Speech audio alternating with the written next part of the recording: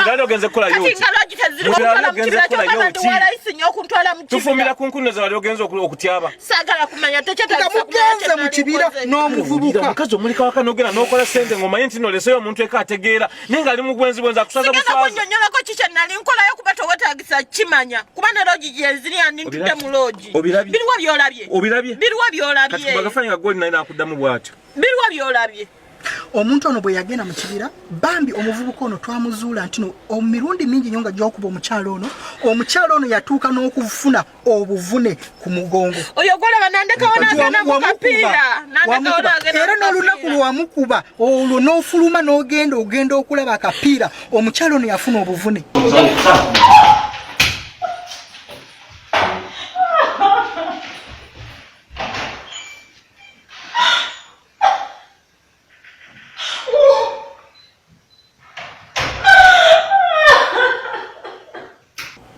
era ono omuntu eyajja yafuna obuvune omugongo gwekase oyo ng'afuna mukapiira oyo nga lwaki wali otambudde ku migo gwe kalesebu mukama akulaba wabula mukazi gw'olimba teri muntu mwezi atalimba kalesebu kunze naye tujja mmanya banange tudde wano kati ku laptop ya lasonga mpulira nga mbakooye njagala kugenda omwami ono bambi bwe yajja n'olwo olunaku lwe yajja ng'agenda omukyalo ono n'alyokamu amazzi yali azze okulaba ng'amukozesa physical bano ba physical therapist okulaba ng'amulongoosa omugongo obuvune bwe wali omutuuseeko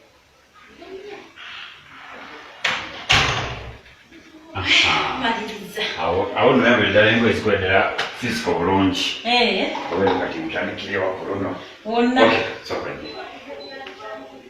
side nyamu ekiwato girekisobola tempono engero ngiremu stretching ekiwato bulungi what nokujja kwet straight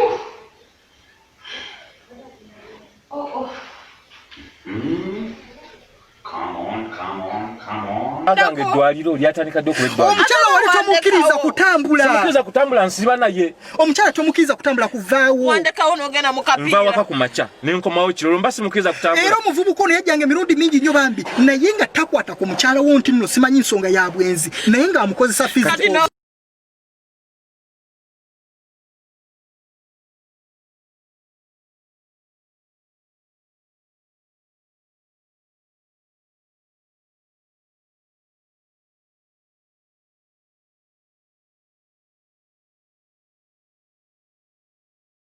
nazimbawo jimu yandibadde antegeeza nti omuntu ono ajja nanyaba okufuna kino ddala lwaki asalawo n'asirika kyokka n'amulabira n'amuwembejja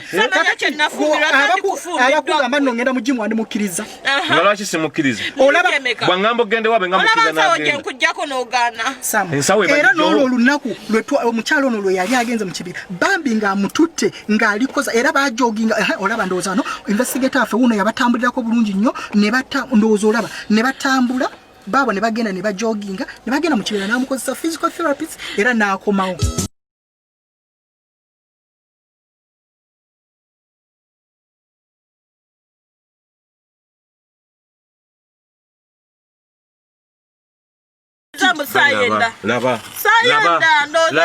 njagala ombuyo olunaku lwali ompaddeko akale ntambulanga bw'otamanya oyo omusajja ekitegeeza omusajja oyo omwagala erya ddala toliwo noweekambuwaza bino byonna byekulaze kyekiraga nti omukyala gwe bw'atuuka gwe wamutuusaako n'obuvune obumukuba n'omutuusa ku kino nga teyaŋŋamba teyakugamba wali olina obudde bwange kimubuuze wali olina obudde bwange wali olina obudde bwe tabuyina nze mbabuuza amanya kye nafumbirwa ebbanga lino kati era ffe twagenda mu maaso ne tunoonyereza ne tutandika okutambulako ne tugamba ye Saamu ayise omukazi ono ayimuyisa bwati lwaki era naffe Saamu olunaku lumu ne tutandika okutambulako ndowooza n'olaba n'ogenda bulungi nnyo mu tawuni n'okola emirimu gyo era oluvannyuma n'onnyuka n'odda ewaka.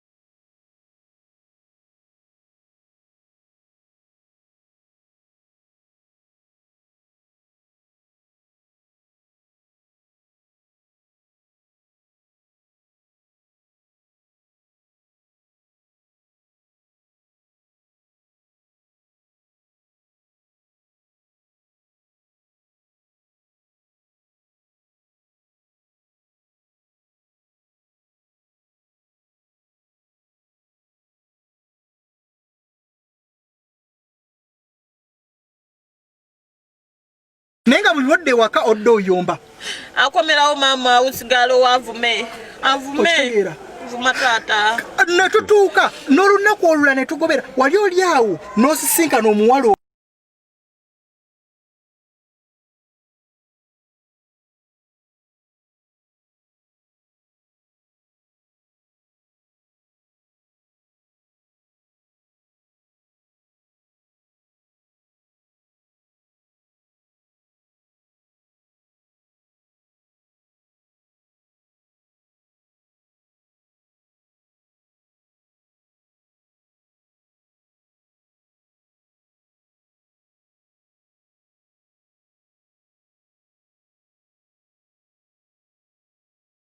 Oyo muyita otya?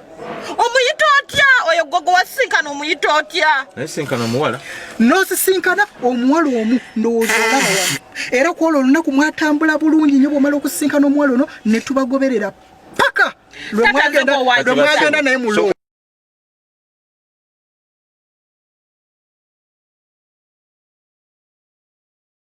Sebo wairiza tata ngakoyenda. Abikwatemu. Goyo muyita otya era muloji mali mugenda kola business. Mutegera bulungi. Njagala ombulira olwaleero muloji mali mugenda kola business. Nabagamba genda kukulaba mu kyalo byako so si kulaba byange. Muloji mali mugenda kola business. Omulimu gwaffe gwa kuzuulira abantu mazima. Tengo ozula mazima nga nze nange yakwadde mu batanga nangonjira. Twali tulina okumanya engeri gye weeyisaamu.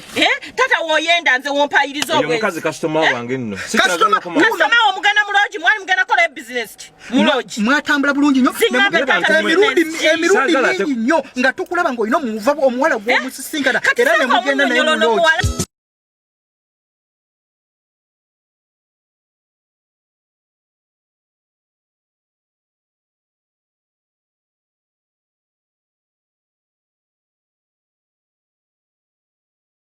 Oji mwali mugenda kola business ki? Zamutasa akolera watali ba. Musajja gwe wekaza nnyo musajja gwe. Wekaza. Gwe basebo. Chichi wali omukola kochi. Munfudde musiru. Njagala ombuli olwaleero nange koyo Natoka kulaba nze. Omuwala oyo wali omuyita otya? Bakulondera bwenzibwo oli kunzenze gwe wayita muzemwe. Ndekera okunekaliza nako okufuka ekisimula. Shiya banange ekintu kino njagala tukwate mpala tukikwate biki twakulondola bulungi wonje nange nyenda twakulondola bulungi emirundi mingi ng'ogenda mu loogi n'omuwala sigumu sesatu era ne wano kumpaiza mulekera okumpaiza si mwana nawe bitunulire wano birabe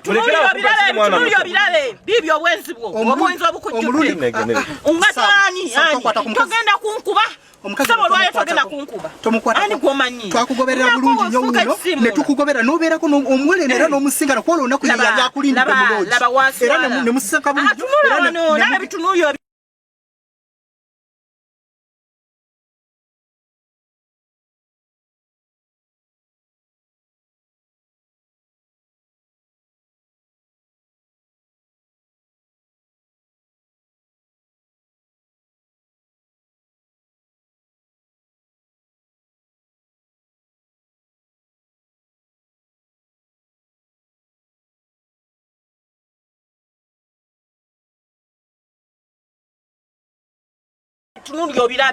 bitunulire atondeta konsonyizo akatambi kakyuse njagala ombuli omuyita otya omuwala ono yali akulinza olwogera kumanyana gwetamana newe muyita olwokumanya lugenya newe muyita emirundi mingi nnyo omuwala customer wange kasoma omuzikola muloji emirimu gy'okola ogimanyi mulimu abasajja n'abakazi owulidde ngobatwala muloji abasajja bameka muloji wakatwala ebameka please era ate gwe sebo ndaga ebintu bye nagamba okundaga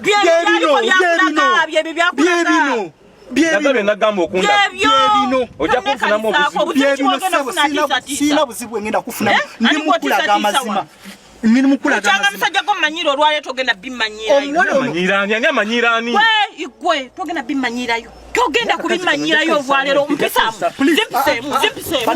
zipisemu uliriza twaganye tujja kulwana Samu nakulesa wano nga tukiriziganyiza n'omukyala waki mundaga ebintu ebisiba kisuba mu mbeera nabagamba ko mugende mu kati kulibadde ku mukyala ebadde byamagezi kati bituusa kugwo bya kisiru ani abawo omulimu ani abawo omulimu nekitegeeza ko tetulina kulondola ani abawo omulimu sinza nabawo omulimu omukyala twali tulaba nga ali kirimo oyo mukazi mwenza ate kati olabika abawadde ssente ani ngani sagala kumanyira please nyabo sente z'obwenzi kati wabadde sente n'obagula bajje kuggwe batandika okutunulira ani yabala bakunze naawe basebo kunze naawe ani yabala nkome wano nze ndago obwenzi omusajja obumulage buggweyo ngende maaso ndaga ebintu byenagamba maaso Samu twagenda mu maaso n'okulola kwolwo omukyala yali akulinze era n'omusanyukira bulungi nnyo era ne muyingira mu lodge nga buli kyekyo kati osanyuse wodde waka n'oyomba emirundi mingi nnyo ng'omukyala ne mugenda outing eno si outing nga mugeza n'omukyala omukazi owagenza okanga mwagala ani gwa badole se kiragawo nti omukazi mwagala muloji gye mwagenda omulala emirundi mingi